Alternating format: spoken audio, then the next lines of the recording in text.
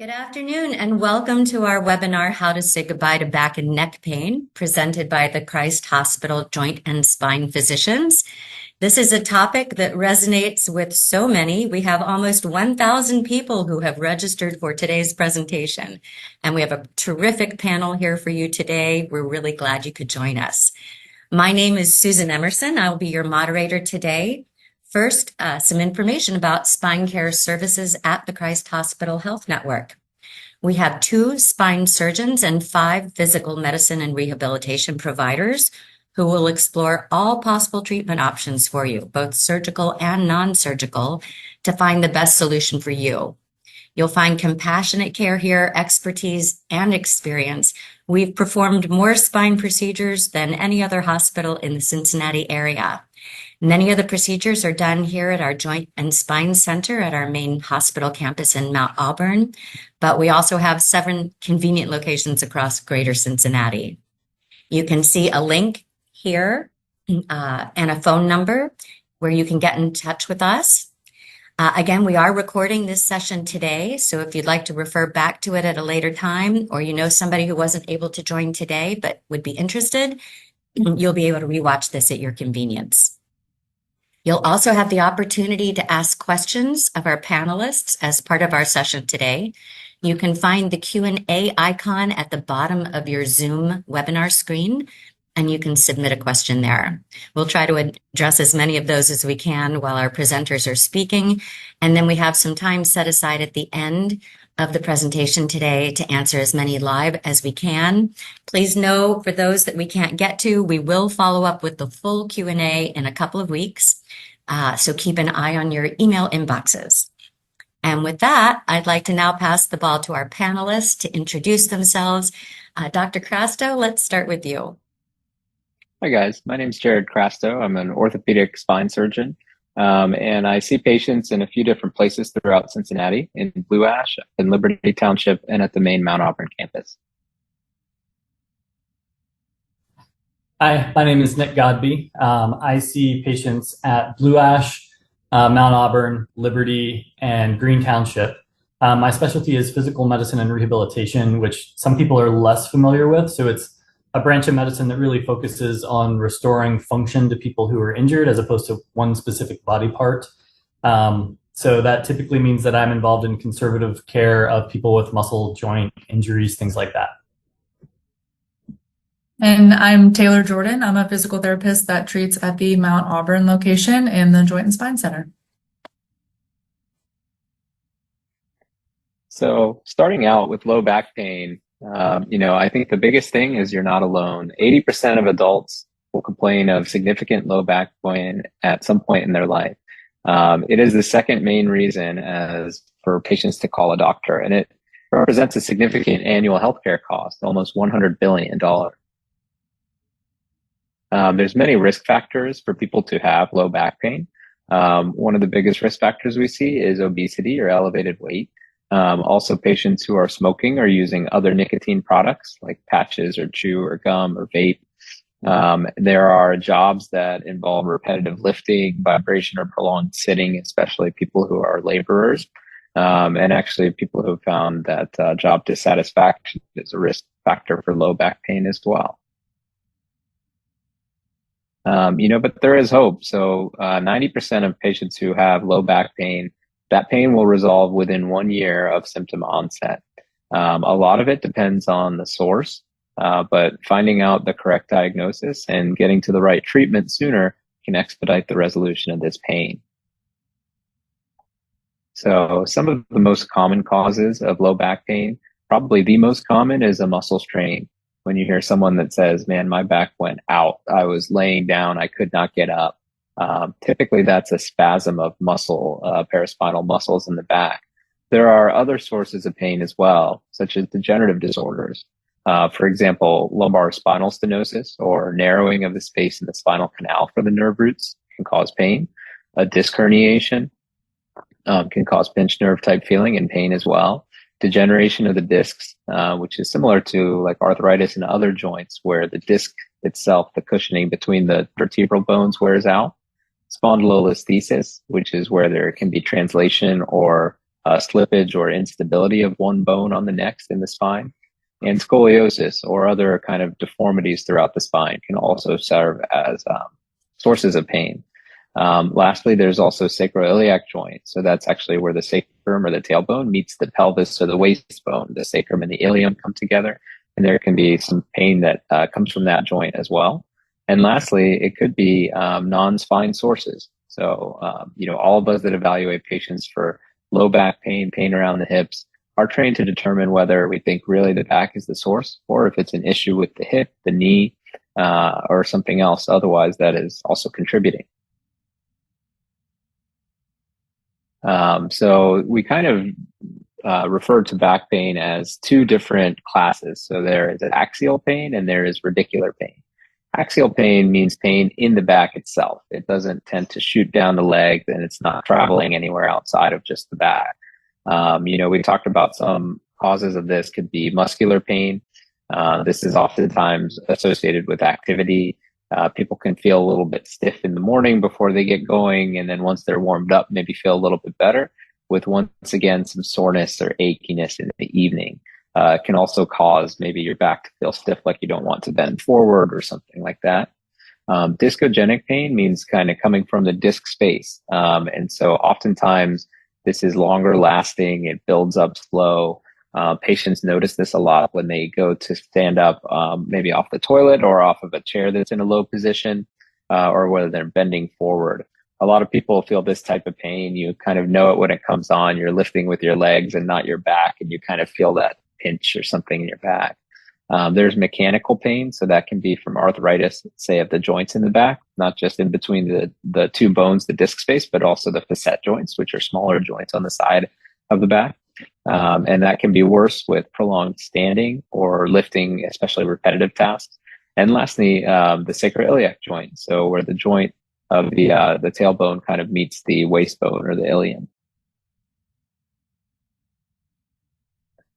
So now some types of pain that are, let's say, radicular, peripheral, or neurogenic. So this means that even though the problem is in the back, people feel the symptoms somewhere else. So radicular pain typically comes down one leg. It's that pinched nerve type feeling, that burning, that achiness, pins and needles type sensation. And usually that comes from a compression of like a single nerve root or a couple of nerve roots. That can happen from disc herniation. It can happen from instability of the spine or spinal stenosis. And then there's a phenomenon called neurogenic claudication. And what that is, claudication in general is when, say, you're trying to stand for a period of time or trying to walk for a period of time, and you notice that, man, my legs just get heavy, they're achy, they are fatigued. And you know what? If I sit down, it's like hitting a reset button. All of a sudden, I feel so much better. I can get up and get going again. But it's only a matter of time before the same thing happens and you're constantly looking for places to sit. It's like when you go into a building, you know all the places to sit down because that's where you're always looking. So that can sometimes come from a blood flow issue, but oftentimes in our patients, it comes from the nerves being compressed, usually from spinal stenosis or spondylolisthesis. So there are some red flag signs. A lot of these things happen very slowly and you can kind of feel them coming on and there's no danger, to continuing to monitor them. Some of the red flag signs, though, that if you see this kind of means maybe you should be more urgently evaluated. If you start getting weakness in one or both of your legs, and especially if that's progressing pretty quickly, let's say one day, I feel my foot just feels a little bit weak, but the next day, now I'm dragging it on the ground. Now I'm tripping over it. I can't use it. That's when it becomes pretty significant. That's when we need to know. Also, if you have kind of issues with the bowel or bladder, like you cannot control it, you don't even sense that you're going, all of a sudden you're sitting in a puddle or something like that, then that's pretty significant. And then what we call saddle anesthesia. You can think of the saddle region as anywhere that would be touching, let's say, a horse saddle if you were sitting on top of it. So all areas around kind of the genitals and groin region, if that becomes significantly numb.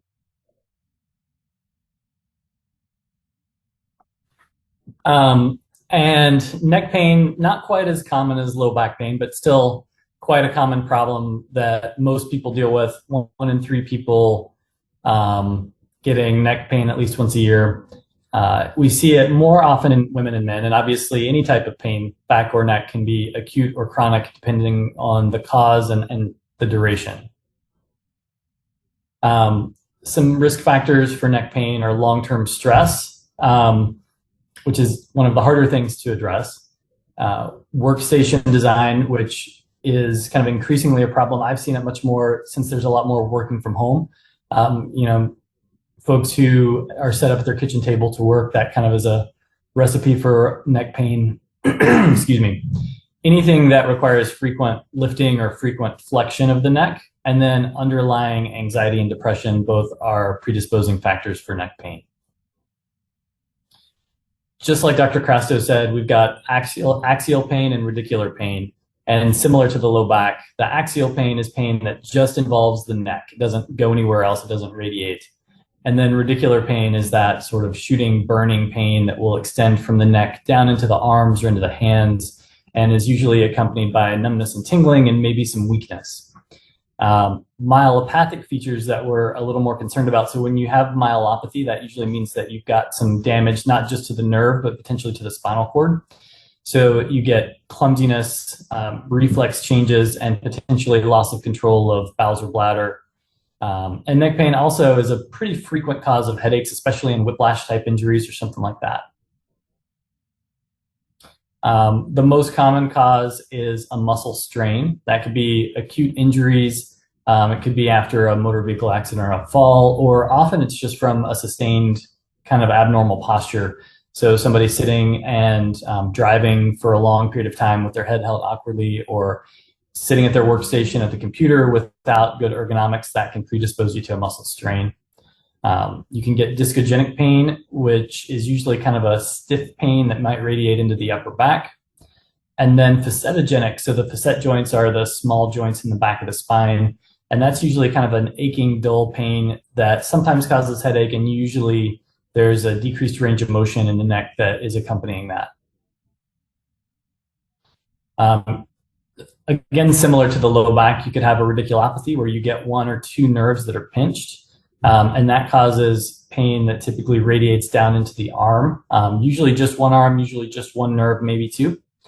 You can also have stenosis, and that's when, much like Dr. Crasto was talking about the neurogenic claudication, you get multiple pinched nerves or narrowing in the spinal canal that causes numbness and tingling in your arms, sometimes weakness in your hands, gait changes, and this typically progresses slowly, but if it's left untreated, it can cause some pretty significant problems. So most of the time, pain gets better, but it doesn't always, and reasons to seek treatment is if it's starting to affect your day-to-day activities. You're not sleeping well, you're not able to get your job done, you're not able to get your housework done, or if, despite kind of making reasonable choices and taking good care of yourself at home, your pain worsens, then you probably should look for some kind of more formal treatment. So to begin with, some things that you can do at home, and this would be for neck or back pain, either one. Just heat or cold. Often patients will ask which is better, and probably, at least my perspective would be, I don't have a strong feeling for heat versus cold. Most of the time, a patient knows which one is going to work better for them. I find that more people do better with heat, but occasionally cold. And either way, something like 20 minutes on and then taking a break from it so that you don't have to worry about doing any damage to your skin. You can get electrical stimulation units to provide electrical stimulation to the area that you're having discomfort. So the idea that behind this is that the electrical stimulation sort of disrupts the pain signals to your brain and helps you relax the muscles a little bit, and that can be pretty beneficial. Then there are some manual release therapies. Trigger points and foam rolling both are kind of applying sustained pressure to tender areas and muscles that are maybe hypersensitive to help them relax. Cupping is a really old treatment modality where typically it's done by a therapist, and they apply cups to your skin and can either apply a vacuum pump or sometimes even a flame or some sort of like a burning substance inside the cup to create a vacuum. The cups are usually left for 5 or 10 minutes, and the idea is that this increases blood flow to the area that's painful. Traction or inversion tables. Lots of people use inversion tables at home. Just be careful. I've also had some patients who tip over in their inversion table, and you don't want to cause more problems than you're solving. And then traction units. I see more cervical traction units at home, so traction for neck pain than traction for low back pain. Sometimes this is a pulley that goes over the door, and you can suspend a bag of water and apply some gentle traction to the neck. That can help decompress the vertebrae a bit. And then in the short term, something like a soft cervical collar or a lumbar support, I don't like these for long term because we want you to continue to use the muscles that are supporting your spine. So in a short term, if you're in a situation where potentially your back is more vulnerable, I usually recommend it if somebody's going to be mowing their lawn on a riding lawnmower and they know that the bumping up and down is going to cause some discomfort, something like that. You don't really want to generally live in a lumbar brace or a cervical collar because you're just going to weaken those muscles, and that causes more problems than it solves in the long term. Then we've got some non-surgical interventional treatments. So the first of these are epidural steroid injections. These are injections of steroid around the nerves where they're being pinched to try to decrease inflammation and provide some pain relief. This usually works really well, and it's a really well-tolerated procedure. Patients often worry about the idea of somebody giving them an injection in their spine, but I probably have 10 patients a day that I send for these procedures, and I haven't had anybody that tolerated it, that didn't tolerate it. Usually people come back and say it wasn't as bad as they thought it was going to be. For arthritic changes, for more axial back pain, facet injections can be helpful. More often we do radiofrequency ablations than steroids at this point. So usually this is kind of a two-part procedure. In the first part, you inject numbing medicine to block the nerve that's supplying the joint that you think is involved. And if this provides significant pain relief, then you follow up and do a radiofrequency ablation where the nerve that is supplying that joint is burned away, and it can provide long-lasting pain relief.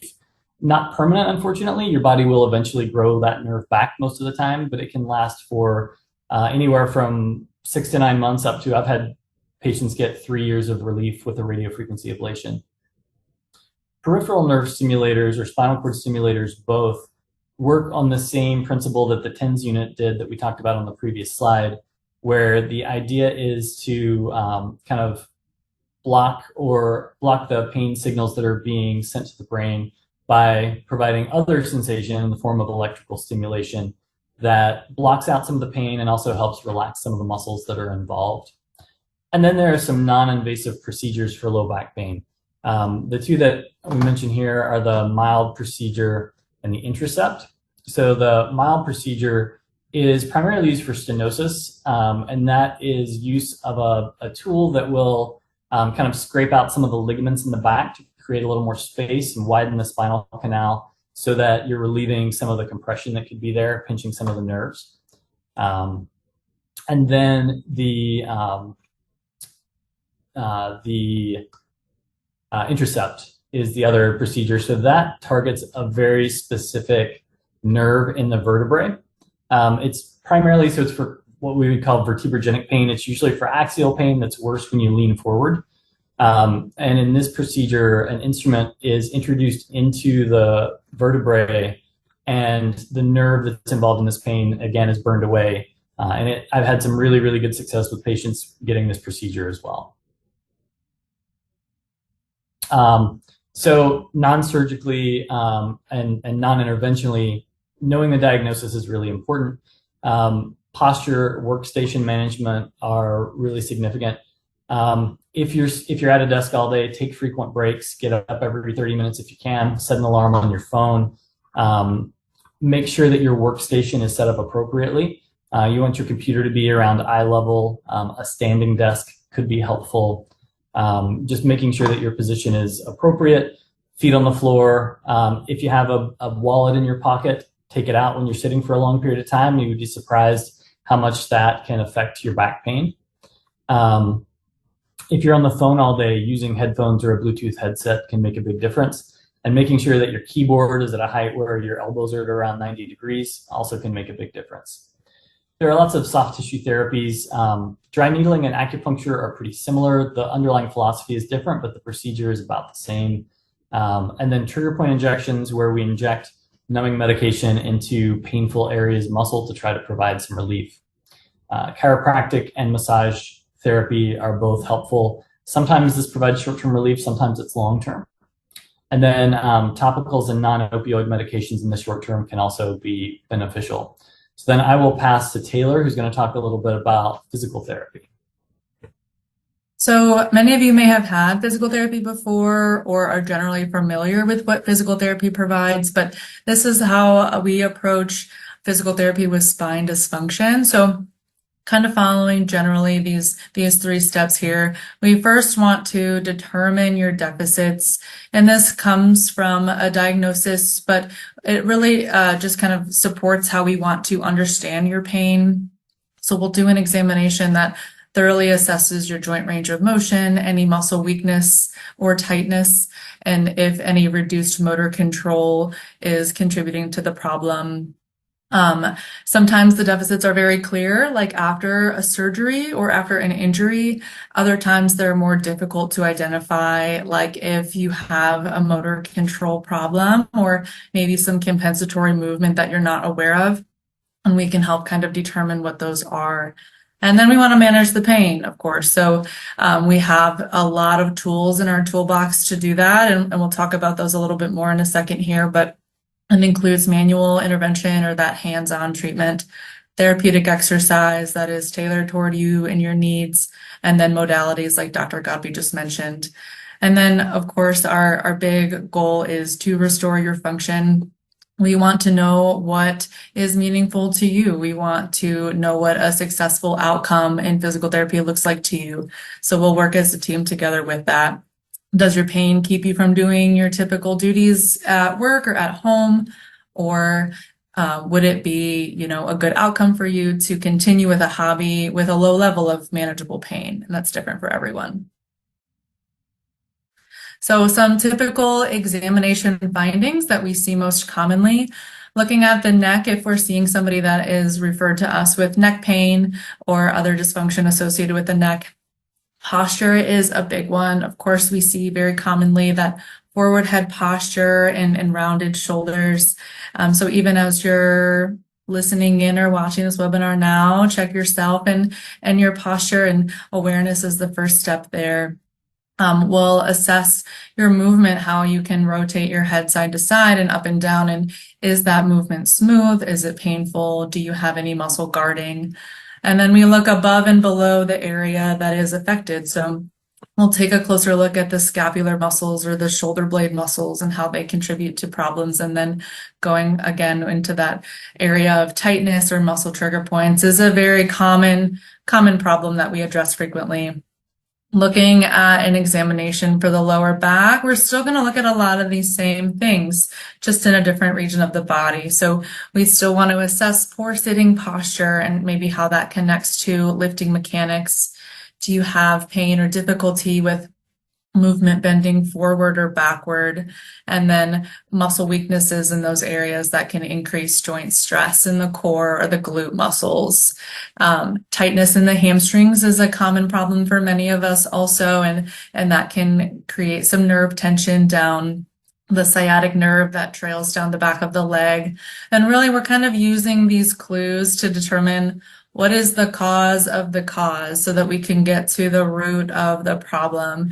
Do you have a herniated disc that causes pain? Well, what caused the herniated disc? Was it poor lifting mechanics? Well, then what caused the poor lifting mechanics? And seeing if we can just trace that back even further to find those deficiencies and see how that can be changed. So what does a typical PT session look like? So these are a little bit more detailed treatment options that we provide. So a lot of therapists provide that hands-on or manual intervention So to have the ability to get our hands on your joints that are stiffened up, we can improve joint mobility with mobilization and reduce muscle tightness. We use a lot of modalities to kind of help target some of those chronic problems, like using soft tissue mobilization tools for trigger points. Or dry needling. We do offer dry needling at all 8 of our physical therapy sites. That's a very common treatment to tackle those tight muscles.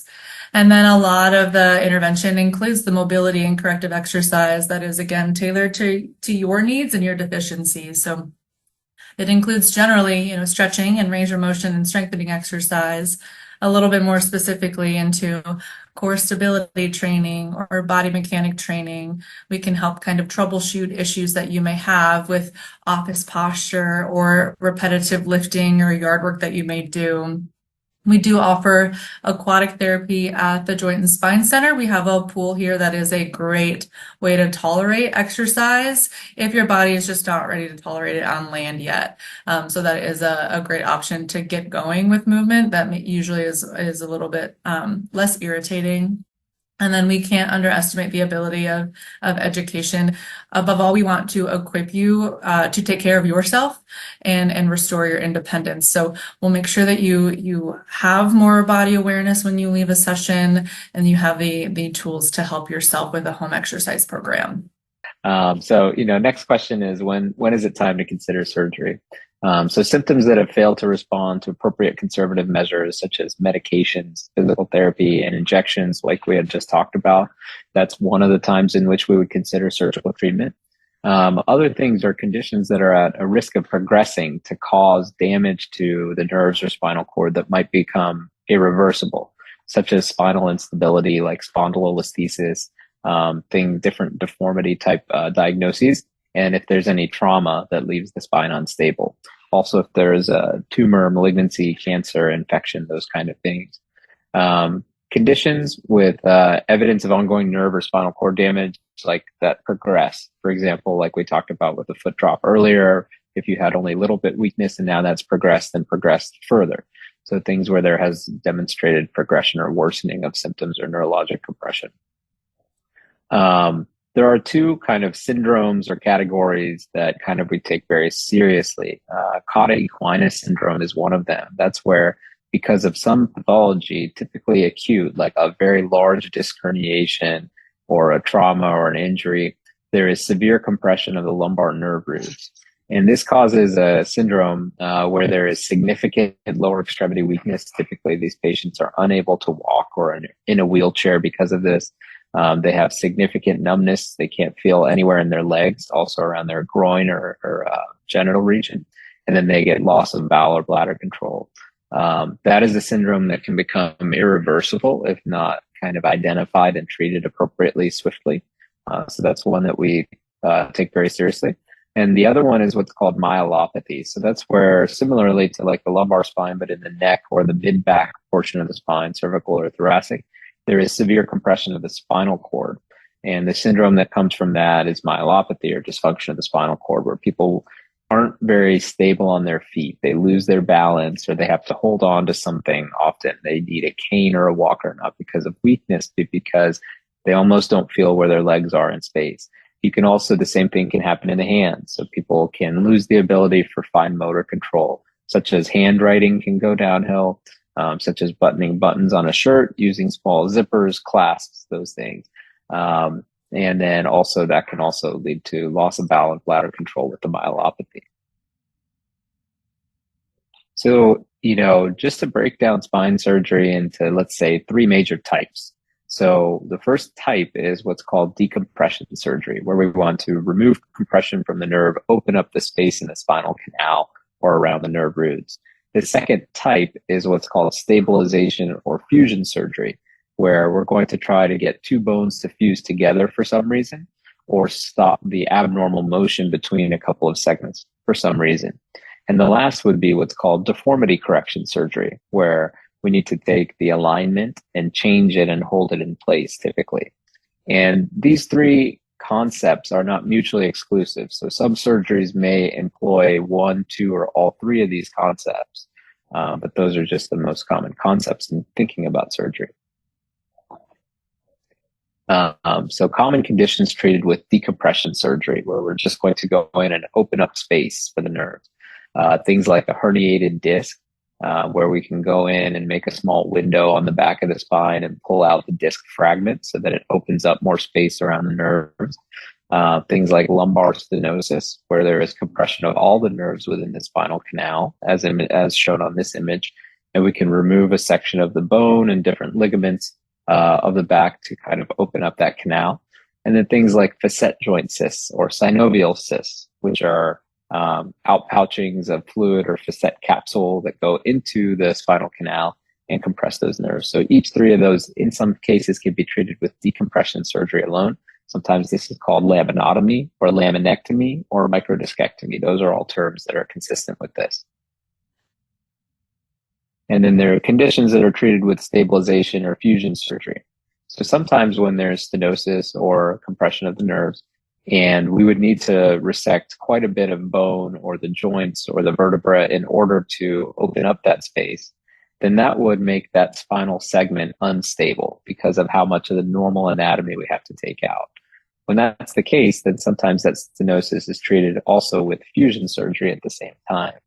This is also done more commonly in the cervical spine because accessing a disc there typically destabilizes that segment more so than the lumbar spine.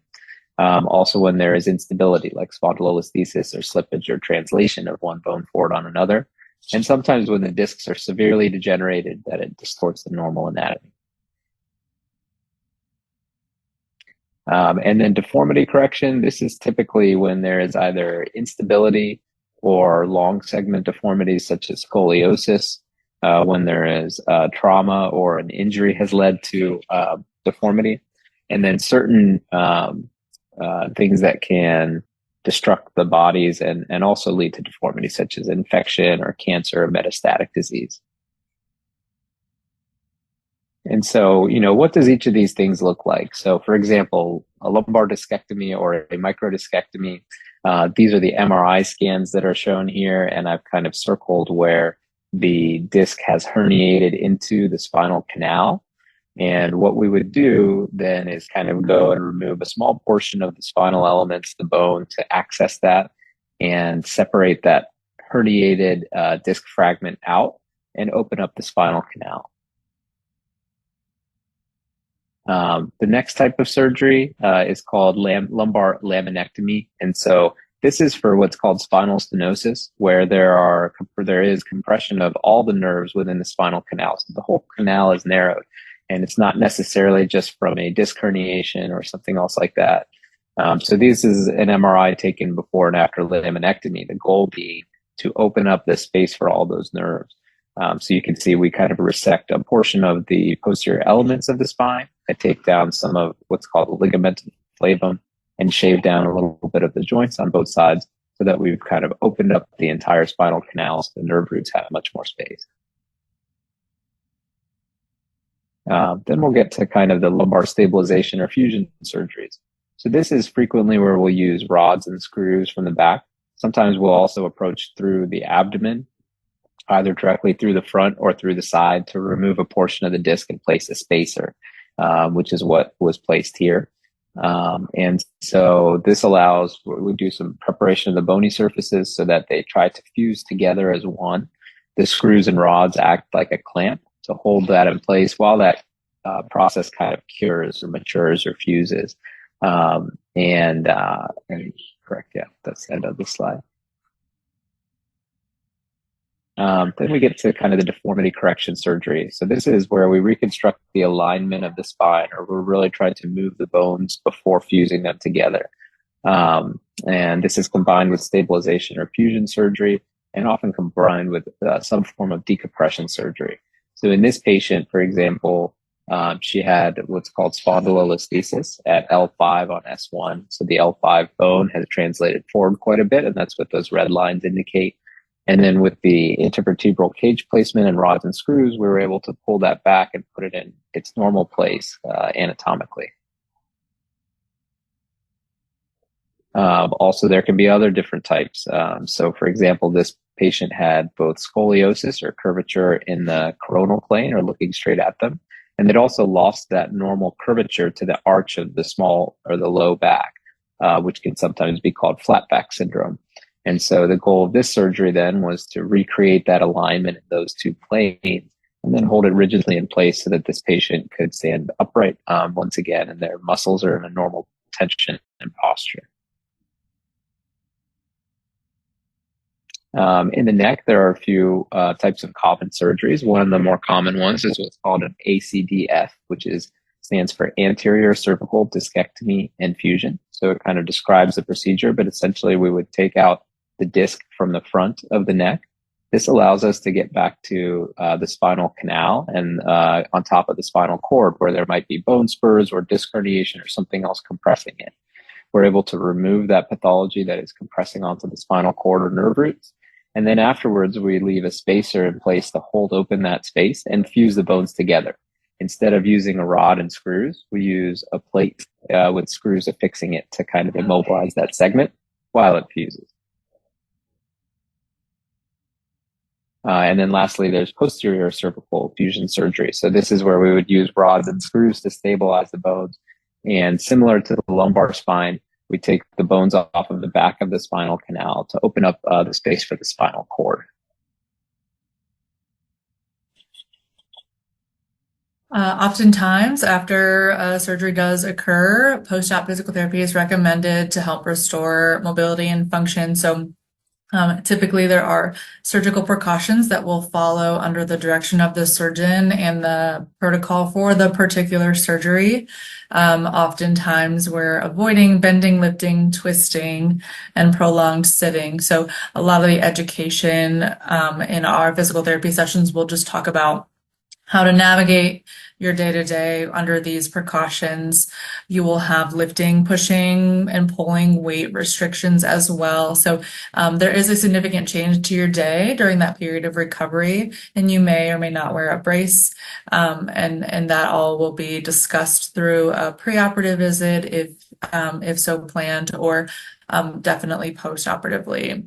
The progression with physical therapy just depends on the protocol and, of course, the surgery that's performed. You may not start physical therapy right away like you would if you were to have a knee or hip surgery, and we do like to get those surgeries in soon.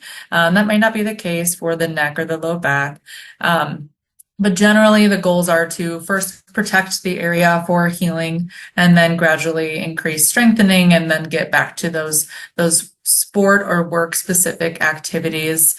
And that return to activity is gradual. And you can see we're starting with lower impact, more aerobic based activities like walking and then stationary biking, progressing to more of the repetitive loading or rotation like in running or golf. But ultimately with post-op physical therapy, our goals are driven by your goals and your prior level of function before surgery. So we just want to help you get back to what you were doing before.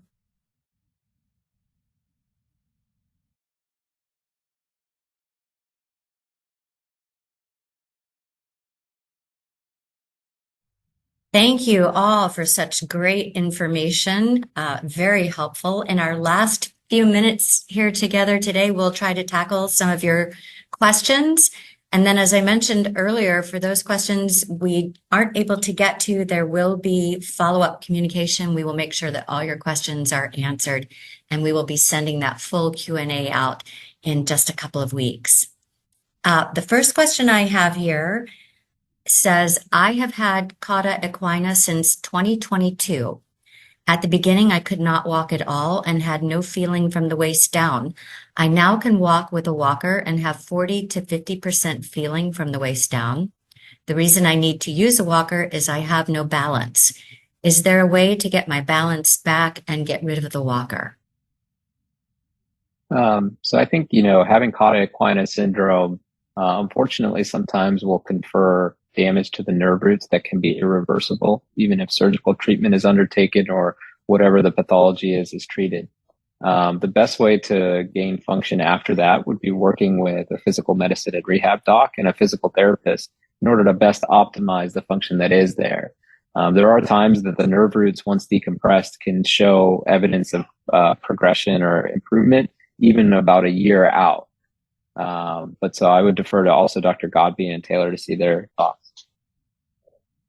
Yeah, I agree. It is a difficult situation in that there is no sort of easy fix for recovery of balance after cauda equina.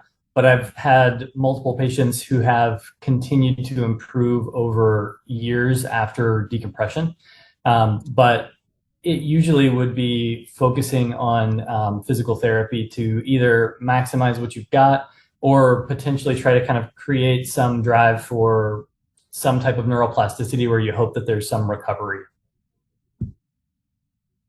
I'll add to that and say, yeah, there is a lot of tools in our toolbox to help maximize what you can have. We do a lot of balance intervention in physical therapy, whether it's just static balance or dynamic balance, helping you get around small areas with less assistance. Whether or not it's to get away from the walker altogether or at least reduce the support that you have, and reduce the risk of falls, of course, with less function in the legs, but that is something we work on very often. Great, thank you.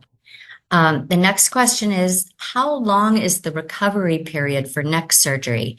My surgery may be a fusion T1 through C6 or a more simple surgery to open up a facet joint in my neck. So it really depends on the type of surgery that's being done, how this is accessed either through the front or the back or through both, and kind of the extent of the surgery that's done. If you're looking at fusion surgery over a few levels like that, then I would typically say your recovery is close to about 3 months, where we keep you relatively restricted, no lifting more than about 5-10 pounds, no lifting overhead, and then slowly get back to activities after that. Most people are able to get back to sedentary like desk jobs, I would say, by about 2 months, 2 to 3 months out.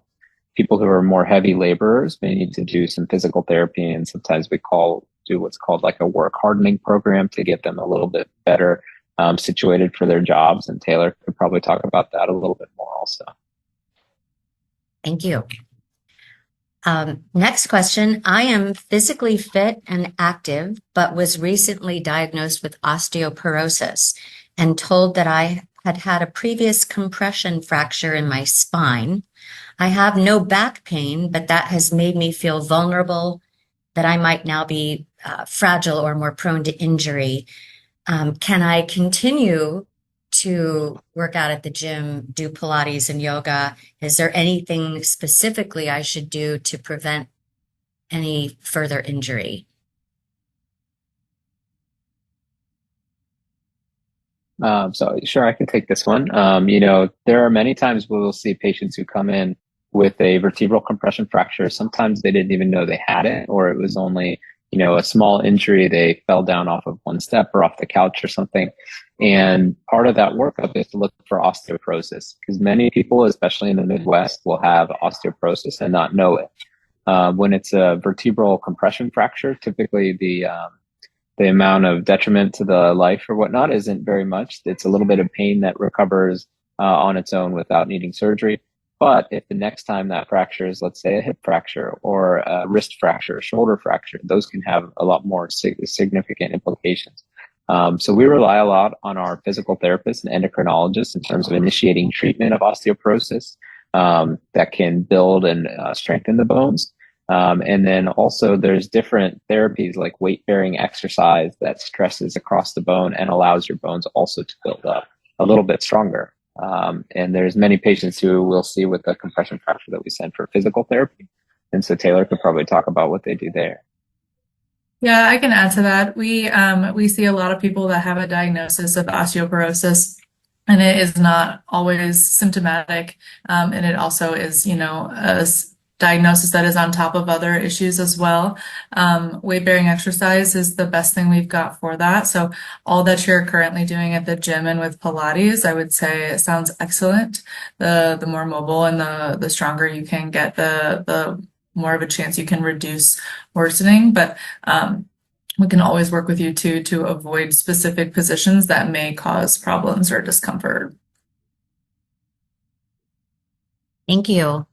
And I would just add in for that question that if you haven't done this, you might want to speak to your primary care physician or an endocrinologist, because there are some medications for osteoporosis. And so if you've been diagnosed with it, you wouldn't want to just not pursue those either.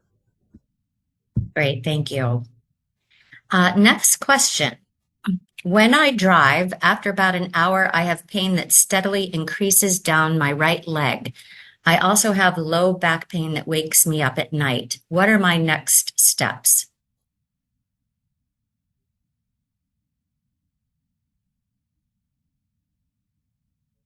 So, if it's happening when you drive, oftentimes we're seated in a kind of little bit abnormal position, and that can indicate stress across the disc, or this is worsening of say, a disc herniation.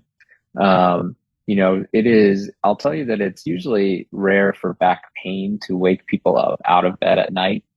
Sometimes when that happens, we start to think of other reasons for the pain being there.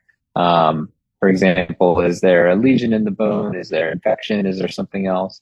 These are not very common problems, but they can happen, especially if it's nighttime pain like that and not just related to activities. Thank you, Dr. Crasto. Next question. I have 2 fractures, T12 and T11. Kyphoplasty is proposed to reshape the fractured area. Can you address this process? Certainly. So oftentimes we'll see this in patients who do have osteoporosis because they'll have multiple levels compression fractures right around that thoracic and lumbar junction. And what kyphoplasty is, it's a procedure where a large bore needle is placed through the back into the pedicle of bone that traverses into that front part of the body. Then a small balloon is inserted through there, and cement kind of blows up that balloon. The hope is 2 things. One is the hope is that it stabilizes that bone. Lots of people have ongoing pain from the compression fractures because the bone continually collapses. And so it stops that process to get the pain under better control. The second is that sometimes inflating that balloon can restore the height and the normal shape of that vertebral bone. So that's kind of the 2 thought processes behind it. Now, the kyphoplasties themselves can also have risks. So, for example, if the bone is osteoporotic and weakened and we put cement in one bone, well, now that bone is a little bit stronger than its buddy right next to it. And so sometimes the kyphoplasties can increase your chance that a bone surrounding that might have a compression fracture. So it's important that these aren't treated in a vacuum, but you also have a primary care doctor, endocrinologist who is medically treating the osteoporosis as well. Thank you. Next question. My 18-year-old son has inflammation in his lower back. He had a fracture in his back in his 10th grade year and a herniated disc in junior year. He's been healthy this year. However, at the end of his senior year, he again had lower back pain. The MRI did not show any fractures or other problems, but he's still having lower back pain. He takes anti-inflammatories and has gone to physical therapy. He does stretches at home religiously and still is not back to where he wants to be and is very frustrated. What do you suggest for his next step in recovery?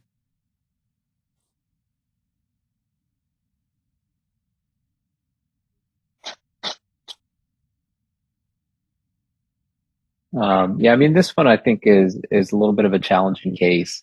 So sometimes what I'll say is that there are issues that the MRI does not always show, and a lot of this could be potentially delineated further with physical exam or understanding exactly which activities are causing the problems. There are some fractures that can happen in childhood and adolescence that go on to never fully fuse together. And so sometimes that might mean that a surgical treatment is necessary. Sometimes it means that we have to use kind of atypical type injections to arrive at that problem. So sometimes our physical medicine and rehab doctors can do injections around what's called the pars, an area that sometimes fractures in these patients. And if they get better, then we can identify that that is maybe the source. But so I don't have a good answer based on what I see there, other than, maybe it might be worth an evaluation by someone else to think about these things. Thank you. There was a question I was going to pose to Taylor. There was a little bit of theme in questions that were being asked. And a lot of patients that I'll see find that they'll get, man, if I'm in terrible back pain right now, I get a massage and I feel great, but I only feel great for about 45 minutes or one day or something like that. And, often I'm telling patients that it's not necessarily the modalities that someone does to you, but the actual exercises you can do that in the long run will keep this pain away. Taylor, how would you comment on that? Yeah, that's a very common theme. I think we have a lot of tools that help you feel good for a short term, but that's where it takes that full examination to really figure out what is the cause of that. How can we prevent the tightness from even recurring in the first place, and how do we keep it calmed down? So a lot of that is, more specific exercise to strengthen areas so that we're not sitting in those poor postures. We need to get the, scapular muscle endurance better to hold our shoulders up in the first place so that the tightness and trigger points just don't settle in. But then even, a little bit more aggressive treatment like dry needling can be a little bit more effective, I've found, than just a trigger point release. But if the pain keeps coming back, then there's got to be something more to it. Thank you. Another question. Every few days I have neck pain that comes on when returning my head to level or straight. There's also a lot of crackling noise when slowly rolling the neck. For the neck, are stretches or strength exercises better? I can add to this one. I think it just depends. There's no clear answer that one thing is better than another. I will say that cracking and noises are okay as long as they're not painful. That's something that we encourage people to, be aware of, that it's not necessarily harmful or negative if you hear a pop or crack when you turn your head. Generally, it is a little bit more stability if you have pain with movement, or mobility if you don't have enough movement. So if you have stiffness with rotation and you're not able to turn as far as you think you should be able to right and left, then stretches may be a little bit better.